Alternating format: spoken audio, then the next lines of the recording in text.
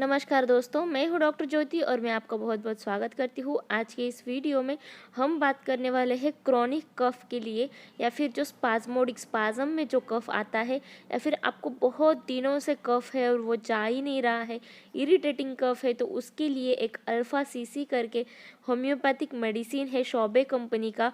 उस मेडिसिन के बारे में बात करेंगे। साथ ही में हम बात करेंगे ये जो क्रॉनिक कफ है इसके क्या कॉजेस हो सकते हैं और इसको आप कैसे पहचानेंगे, ताकि इसके सिम्टम्स कौन से हो सकते हैं इसके बारे में डिटेल में आज इस वीडियो में हम बात करेंगे। साथ ही में ये जो मेडिसिन है अल्फा सीसी, इसका इस्तेमाल आपको कैसे करना है और ये मेडिसिन आपको क्रॉनिक कफ में कैसे मदद करता है, इसके बारे में डिटेल में आज इस वीडियो में हम बात करेंगे। लेकिन इससे पहले आपने मेरे यूट्यूब चैनल को अभी तक सब्सक्राइब नहीं किया है तो प्लीज़ सब्सक्राइब कर दीजिएगा। साथ ही में जो बेल आइकन का बटन है उसे भी प्रेस कीजिए। मेरे इंस्टाग्राम पेज को फॉलो कीजिए और फेसबुक पेज को लाइक कीजिए। और आपको अगर मुझसे डिटेल में ऑनलाइन कंसल्टेशन करना है तो डिस्क्रिप्शन बॉक्स में मैंने जो व्हाट्सएप नंबर दिया है उस पर आप मुझे व्हाट्सएप मैसेज कर सकते हैं।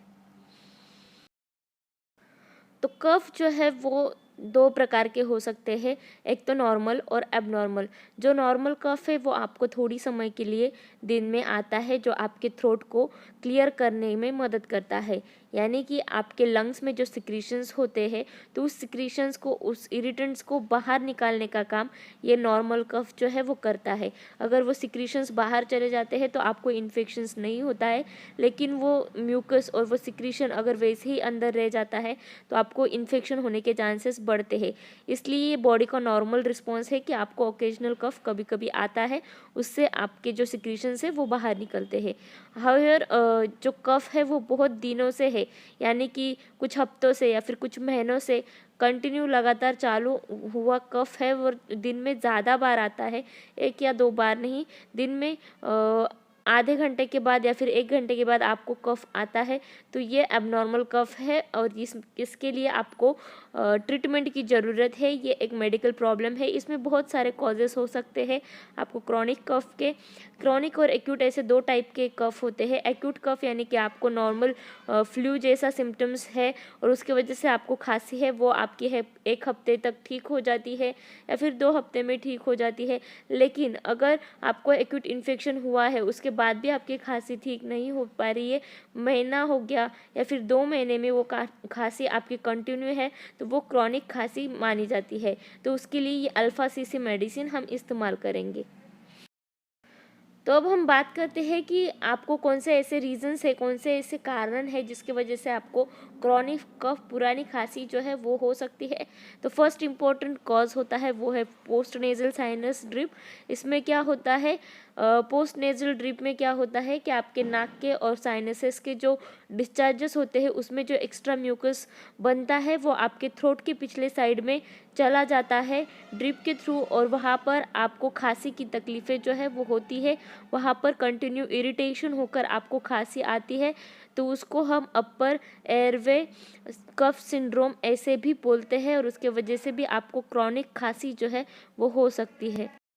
नेक्स्ट जो रीज़न हो सकता है आपको पुरानी खांसी का, क्रॉनिक खांसी का, वो है गैस्ट्रोइसोफेजियल रिफ्लक्स डिसीज़, जिसे हम जीआरडी भी बोलते हैं और कॉमन लैंग्वेज में उसे एसिडिटी भी बोलते हैं। जिन लोगों में एसिडिटी ज़्यादा होती है या फिर ये जीआरडी ज़्यादा होता है तो उसमें क्या होता है कि जो एसिड आपके स्टमक में, आपके पेट में जो सिक्रीट होता है वो एक आपके थ्रोट और स्टमक की एक कॉमन ट्यूब होती है, तो उसमें चला जाता है और उसके वजह से आपको खांसी की तकलीफ़ें जो है वो बढ़ती है। तो जिनको खांसी का रीज़न जो है वो पता नहीं चल रहा है, बहुत दिनों से उन्होंने लंग्स के बहुत सारे टेस्ट करवाए हैं, फेफड़ों के बहुत सारे टेस्ट करवाए, फिर भी उनको पता नहीं चल रहा है कि उनको खांसी क्यों आ रही है, तो ये जीआरडी एक रीज़न हो सकता है उनके पुरानी खांसी का।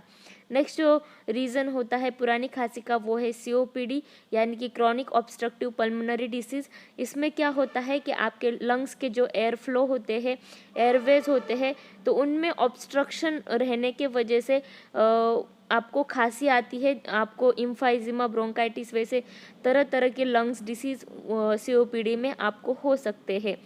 नेक्स्ट जो रीज़न है वो है ब्लड प्रेशर के ड्रग्स, यानी कि AC inhibitors, angiotensin converting enzyme inhibitors, ये जो ड्रग्स होते हैं वो अगर आप हाई ब्लड प्रेशर के लिए या फिर हार्ट फेल्योर के लिए किसी पेशेंट्स में देते हैं तो उनमें क्रॉनिक कफ की तकलीफ़ें जो है वो चालू होती है।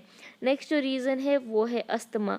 अस्थमा ये एक एलर्जिक रिएक्शन है आपके लंग्स की, और इसमें अगर आपको जब ठंडी का मौसम बहुत ज़्यादा आता है या फिर आप पोल्यूटेड एयर में चले जाते हैं तो उस उधर आपको बहुत ज़्यादा खांसी की तकलीफ़ जो है वो चालू हो जाती है, और अस्थमा भी एक रीज़न होता है क्रॉनिक कफ का। नेक्स्ट जो रीज़न है वो है इन्फेक्शन। अगर आपको कुछ क्रॉनिक इन्फेक्शंस है जैसे कि ट्यूबरक्लोसिस, पर्ट्यूसिस, तो ये क्रॉनिक इन्फेक्शंस अगर आपको होते हैं तो वहाँ पर भी आपको खांसी की तकलीफ़ें जो है वो बढ़ती है। तो ये जो सारे रीज़न्स मैंने अभी बताए, ये जो सारे डिसीज़ेस मैंने अभी बताए, तो उसमें आपको क्रॉनिक खांसी की तकलीफ़ जो है वो हो सकती है। तो ये जो पुरानी खांसी की आपको तकलीफ़ें होती है तो उसमें आपको कैसे सिम्टम्स देखने को मिलते हैं उसके बारे में अब हम बात करते हैं। तो आपको हमेशा आपका नाक जो है वो बंद बंद सा महसूस होगा, या फिर वहाँ से हमेशा क्लियर वाटर, रनी नोज़ आपको महसूस होगा।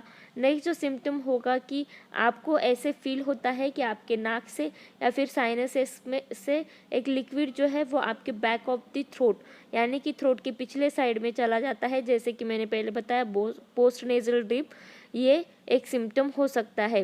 नेक्स्ट जो सिम्टम है, आप हमेशा थ्रोट क्लियर करने की कोशिश करते हो, आपको हमेशा ऐसे लगता है कि आपके थ्रोट में, आपके गले में कुछ तो भी ऐसा अटका हुआ है जो उसको निकाल दे आप, तभी आपको अच्छा लगता है, तो उसको निकालने के प्रयास में आप हमेशा आपको थ्रोट क्लियर करने के प्रयास में खांसते रहते हैं। साथ ही में हमेशा खांसने की वजह से आपके आवाज़ में भी थोड़ा बहुत बदलाव आ जाता है, उसे हम होर्सनेस बोलते हैं।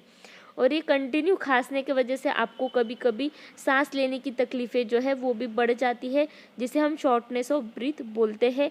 और आपको विजिंग भी होता है, यानी कि सीटी जैसी आवाज़ जो है, विज़ल जैसी आवाज़ जो है वो आपके मुंह से निकलती है।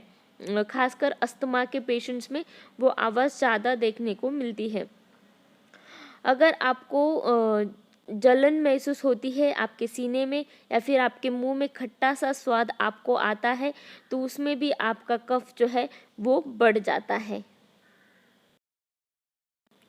अब हम बात करते हैं ये जो अल्फ़ा सीसी होम्योपैथिक मेडिसिन है शॉबे कंपनी का, तो वो कहाँ कहाँ पर आप इस्तेमाल कर सकते हैं। तो वैसे तो ये मेडिसिन एक्यूट और क्रॉनिक दोनों कफ में इस्तेमाल किया जाता है, लेकिन ज़्यादातर क्रॉनिक कफ में बहुत ज़्यादा इफ़ेक्टिव है ये मेडिसिन। जहाँ पर आपको क्रॉनिक कफ बहुत ज़्यादा है और इरिटेशन आपके थ्रोट में बहुत ज़्यादा है और स्पाज़मोडिक स्पाज़म में आपको कफ आते हैं, तो वहाँ पर ये मेडिसिन जो है ये हम इस्तेमाल करते हैं। और ये स्पेशली नाइट के वक्त, रात के वक्त जब आप इमीडिएटली लाई डाउन यानी कि सोते हैं, तो उस वक्त जो खांसी बढ़ती है, तो उस खांसी को रोकने में ये जो मेडिसिन है ये बहुत अच्छी तरीके से मदद करता है। साथ ही में आपको अगर कटारल यानी कि आपके लंग्स में, फेफड़ों में म्यूकस जो है वो बहुत ज़्यादा बनता है, एक्सपेक्टोरेशन स्टेज हम जिसे बोलते हैं, यानी कि उसमें म्यूकस जो है आपके खांसी में बहुत ज़्यादा आता है, बलगम बहुत ज़्यादा आता है, तो वहाँ पर भी ये मेडिसिन जो है ये हम इस्तेमाल करते हैं।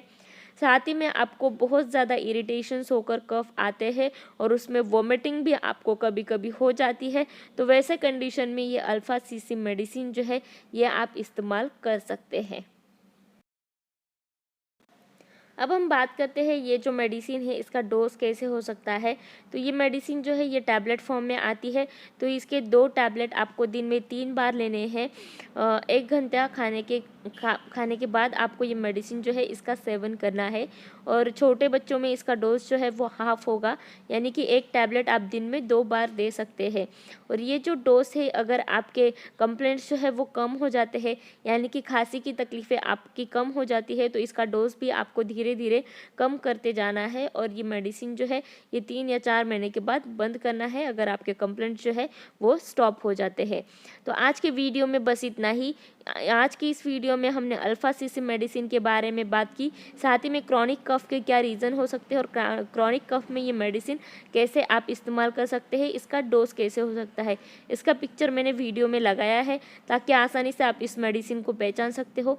साथ ही में ये मेडिसिन आप ऑनलाइन भी ऑर्डर कर सकते हैं या फिर आपके नज़दीक की होम्योपैथिक फार्मेसी में भी ये मेडिसिन जो है ये आपको अवेलेबल होगी।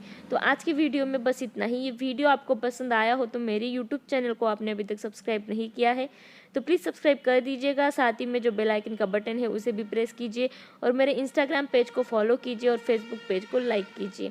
Thank you.